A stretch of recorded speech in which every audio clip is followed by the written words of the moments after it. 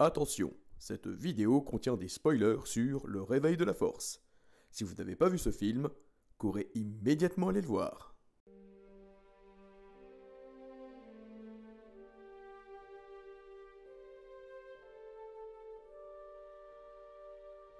Bienvenue dans ce vlog discount spécial Le Réveil de la Fac, la foire aux questions autour de Le Réveil de la Force. À la sortie du film, il y a beaucoup de personnes, moi compris, qui se sont posées plein de questions sur le background du film, sur d'autres questions dans le film, parce qu'il y a plein de choses qui ont été éludées.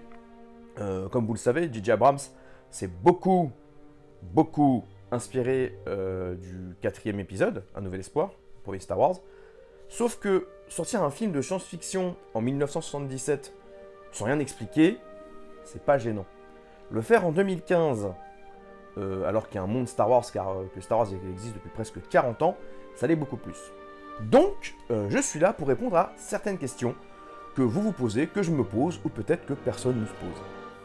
Première question, tout ce qui est situation géopolitique dans le Réveil de la Force. Il y a 30 ans qui se sont passés depuis le retour du Jedi, et on sait qu'il y a une résistance, une nouvelle république et le Premier Ordre. Heureusement, le département de continuité de Lucasfilm est là et un peu coller les choses. Tout d'abord, revenons 30 ans en arrière, bataille d'Endor, l'Empereur est mort, l'Alliance rebelle a enfin eu une grande victoire sur l'Empire. Un an après, il y a eu la bataille de Jakku, la planète où habite Rey, dans le film, où il y a eu lieu une énorme bataille, c'est pour ça qu'il y a plein de vaisseaux, il y a plein d'épaves partout. À partir de ce moment-là, l'Alliance rebelle a gagné sur l'Empire, et il faut faire quelque chose. L'Alliance rebelle devient donc la Nouvelle République, et tente de dissuader l'Empire de continuer de faire leurs méfaits. Pour ce faire, il faut un traité qui s'appelle la Concordance Galactique. Qu'est-ce que la Concordance Galactique ? C'est un traité qui dit que l'Empire n'a plus le droit vraiment d'exister. Ils n'ont plus le droit d'avoir d'armes, ils n'ont plus le droit d'avoir de soldats, pas le droit de vaisseaux, pas le droit de construire d'armes diaboliques qui détruisent des planètes. Ils ont juste le droit d'être là, et encore, on les supporte. Cependant, avec le temps, des partisans impériaux sont partis, vu qu'il n'y a plus d'empereur, ils se sont dit on va changer de nom, on va se faire appeler le Premier Ordre, et ils sont partis aux confins de la galaxie, et ça qui est bien dans Star Wars, c'est que si tu pars aux confins de la galaxie, ben non, personne te voit, hein, c'est vaste une galaxie. Donc ils sont partis là-bas, ont créé le Premier Ordre, et ont commencé à être un peu borderline, à créer des armées, une milice et tout, à aller de planète en planète, à instaurer un peu leur loi, aux yeux de la Nouvelle République, et du nouveau chancelier, qui n'est plus suprême d'ailleurs, parce que ça, ils ont gardé des mauvais souvenirs. Du coup, il y a une sénatrice qui trouve que c'est pas très... Ça n'a pas l'air de sortir très bon cette histoire de Premier Ordre, et qui essaye de dire à la Nouvelle République qu'il faut faire quelque chose. La Nouvelle République refuse, elle trouve que, voilà, faut laisser... ils sont rien de méchants, de toute façon ils n'ont pas le droit de le faire. Sauf que cette sénatrice, qui est donc Leia Organa, décide de créer sa propre milice et de faire la résistance, pour contrer les plans du Premier Ordre. La République ne veut pas en faire partie, mais bon, soutient, comme ils disent dans le film, ils soutiennent un peu la résistance, mais ne veulent pas y participer. Et pendant ce temps-là, le Premier Ordre grandit, on se refait une flotte, et crée des vaisseaux pour attaquer, et hop, on va arriver au Réveil de la Force. Donc voilà où on en est d'un point de vue géopolitique dans l'univers. À côté de ça, donc on a la Nouvelle République, avec un nouveau chancelier, et en fait, on sait, enfin pas dans le film, mais grâce au livre, on sait que le Sénat se déplace. La capitale n'est plus Coruscant, et le Sénat se déplace, alors je ne sais pas sur un mandat de combien d'années, mais se déplace de système en système, de planète en planète, pour que toute la galaxie soit un peu la capitale de l'univers. Comme ça, il n'y a aucune planète qui décide de se séparer ou qui décide d'être séparatiste et de faire comme il y a eu pour la guerre des clones. Mais du coup, le Sénat explose. Dans le film, il ne reste plus que la Résistance et le Premier Ordre. Le Premier Ordre qui a déjà une petite armée, donc il ne doit pas rester grand-chose pour l'épisode 8. Donc voilà. On n'est pas un empire omnipotent comme on avait dans les anciens films, on a vraiment une petite armée, une petite dictature qui est le Premier Ordre, avec ce fameux personnage qui est Snoke, mais j'y reviendrai.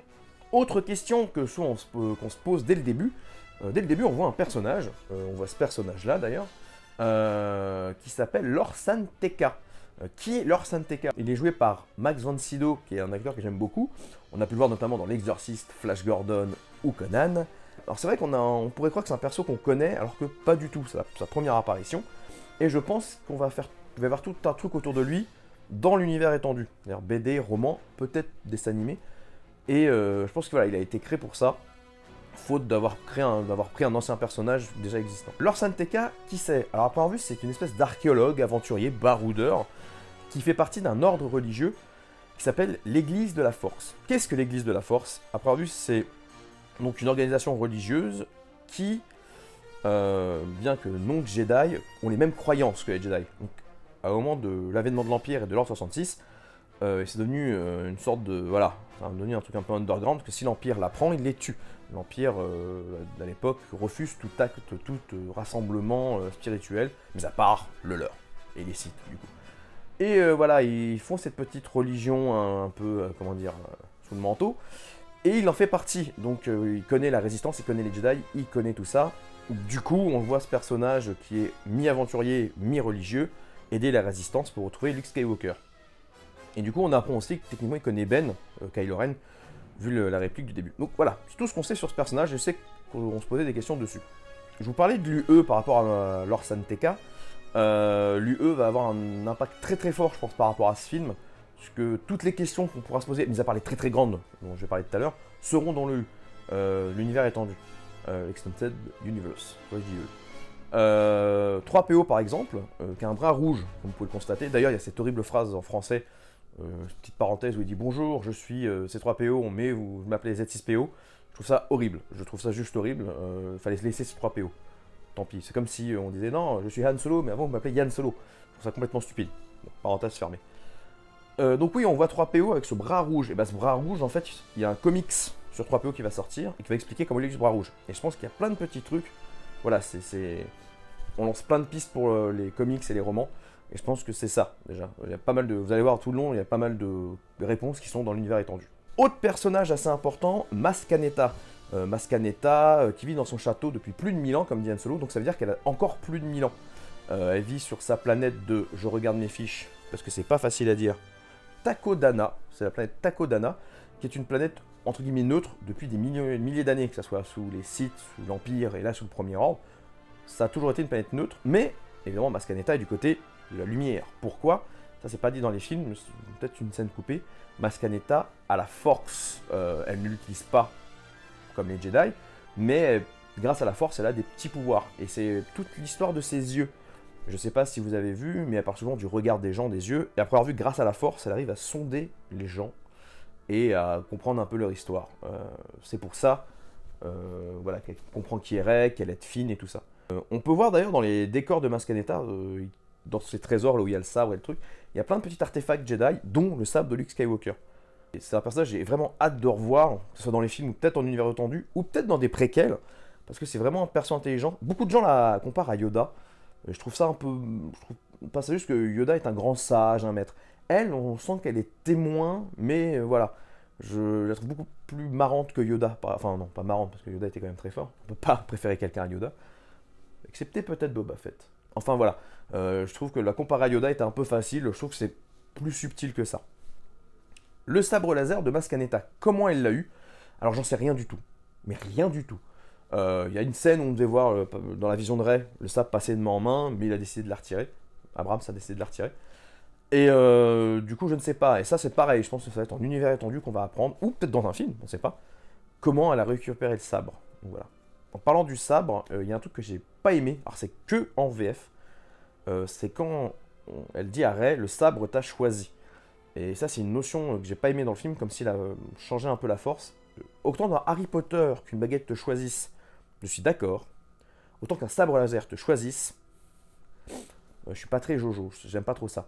Mais c'est qu'en VF, en VO, elle dit une phrase, genre le sabre t'a ouvert les yeux, quoi. Donc voilà, c'est plus, voilà, c'est la petite subtilité entre les deux langues, c'est pour ça que je préfère un peu la VO, excusez-moi. Mais du coup, quand elle touche voilà, ça prouve que quand Rey touche le sabre, ça lui ouvre les yeux et ça réveille quelque chose en elle, plutôt que le sabre l'a choisi. Je trouvais ça un peu bête. Surtout qu'à la fin, quand Rey va attraper le sabre, on dirait que c'est aussi le sabre qu'il a choisi. Donc j'aime pas du tout cette idée-là. Et voilà, je rectifie ce petit truc pour ceux qui n'auraient pas vu la VO. Autre question qu'on peut se poser, c'est pourquoi R2 se réveille qu'à la fin? Il y a un côté Deus Ex Machina. Ça y est, Rey a la force, Rey sait qu'elle peut être Jedi, et R2 se réveille et lui montre le chemin de Luke. Beaucoup de gens pensent que c'est lié à la force, que R2 se serait réveillé en même temps que Rey soit réveillé. Bullshit. Je ne pensais pas du tout ça, il y a une explication, qui fait aussi Deus Ex Machina, mais il y a une explication. En fait, c'est tout simplement que R2 est en veille, il n'est pas éteint, il est en veille, donc c'est-à-dire qu'il sait ce qui se passe autour de lui, il est juste très très lent. Et quand BB-8 vient le voir dans le film et lui dit, enfin lui fait comprendre qu'il a la carte, d'ailleurs 3PO traduit entre guillemets pour nous, non non, il n'a pas le reste de la carte, BB-8 il dit n'importe quoi, R2 se rend compte qu'il a peut-être en fait la carte. Et en fait, pendant toute la fin du film, c'est une espèce de recherche dans ses mémoires, il y a quand même 60 ans d'histoire dans R2, donc il met du temps à retrouver la carte, et le hasard veut qu'à la fin du film, il retrouve la carte en même temps que Rey arrive. Bon, ça c'est le film. Et en fait, je crois que c'est Abrams ou Kasdan, je ne sais plus c'est lequel des deux, qui a expliqué pourquoi il a la map. Et en fait, c'est comme dit Kylo Ren, la carte, le Premier Ordre a la carte, parce que l'Empire l'avait. Et en fait, il est expliqué que quand R2 s'est connecté à l'étoile noire dans l'épisode 4, il a pris plein de fichiers un peu random, et dans le lot, il y avait la carte qui mène au premier temple Jedi. Donc voilà, c'est pour ça qu'il a la carte. Je vous l'accorde, c'est pas l'explication de l'année, mais c'est une explication. Donc voilà, et elle est officielle. On peut rien faire dessus. Léa et la Force. Alors, Léa et la Force, c'est vrai que beaucoup de gens pensaient voir une Léa Jedi, voir une Léa avec un sabre laser, utiliser la Force comme les bons vieux Jedi. Mais il y a des gens qui ont été déçus de ne pas voir ça. Moi, pas du tout.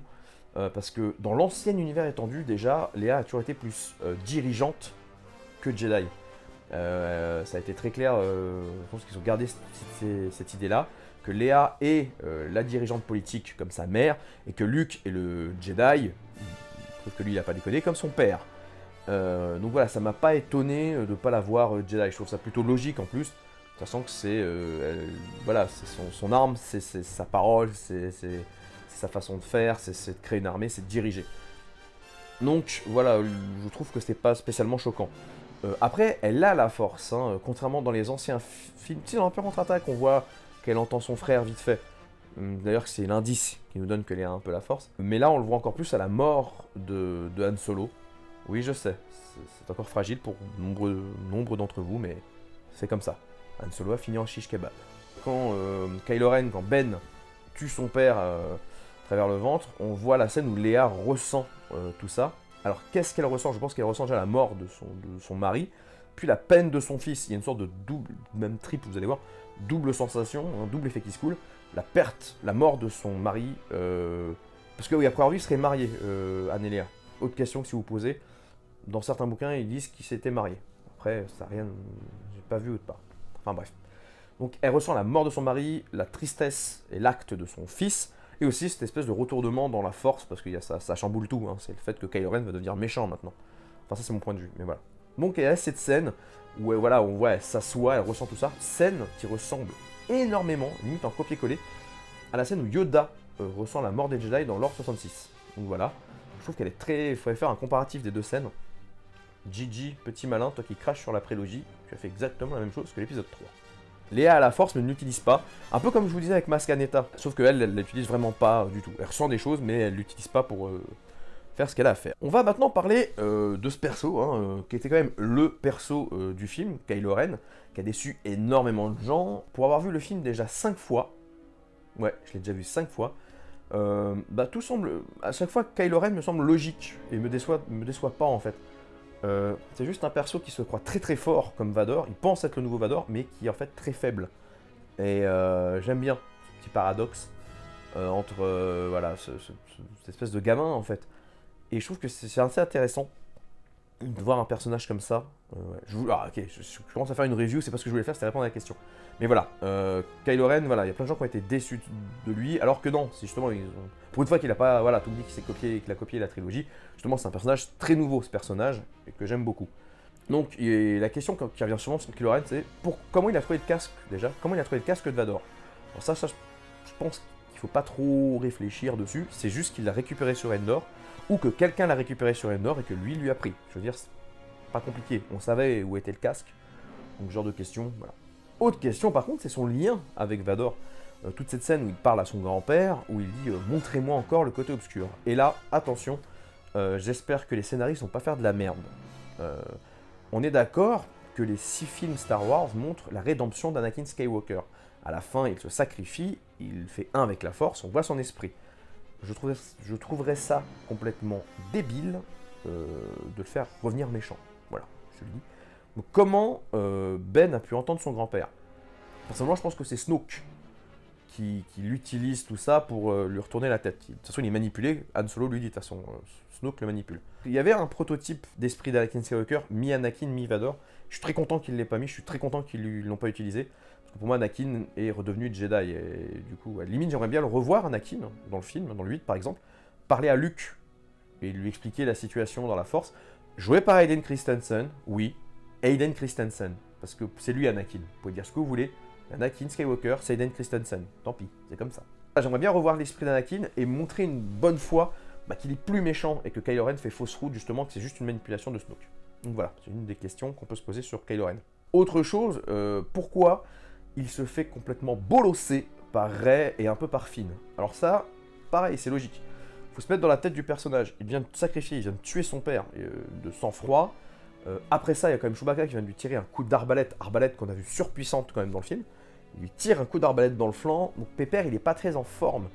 Donc voilà, quand il se bat, voilà, c'est logique qu'il se fasse battre. Et en plus, c'est la première fois qu'il se bat au sabre laser contre quelqu'un. Faut pas l'oublier. Ou depuis très longtemps, sauf si c'est battu contre Luke. Mais... Alors, une vraie question par contre pour ce film, c'est pourquoi Kylo Ren fait ça. Voilà. Si quelqu'un peut m'expliquer, voilà, c'est... J'attends vos réponses, voilà, c'est ma grande une question sans réponse dans ce film. Pourquoi Kylo Ren se... Voilà. Kylo Ren se fait battre et c'est logique, hein. Et en plus, Rey est quand même une bonne combattante, vu qu'on le voit, elle utilise son bâton, donc elle utilise mal son sabre, hein. Les connaisseurs vous verront que le sabre n'est pas super bien utilisé dans le film. Mais voilà, c'est logique. Donc voilà, autour de Kylo Ren, il n'y a pas trop de questions. Je veux dire, faut attendre. Voilà. Si, grand mystère, que sont les Chevaliers de Ren? On nous a vendu du rêve, on n'a toujours pas de réponse. Voilà.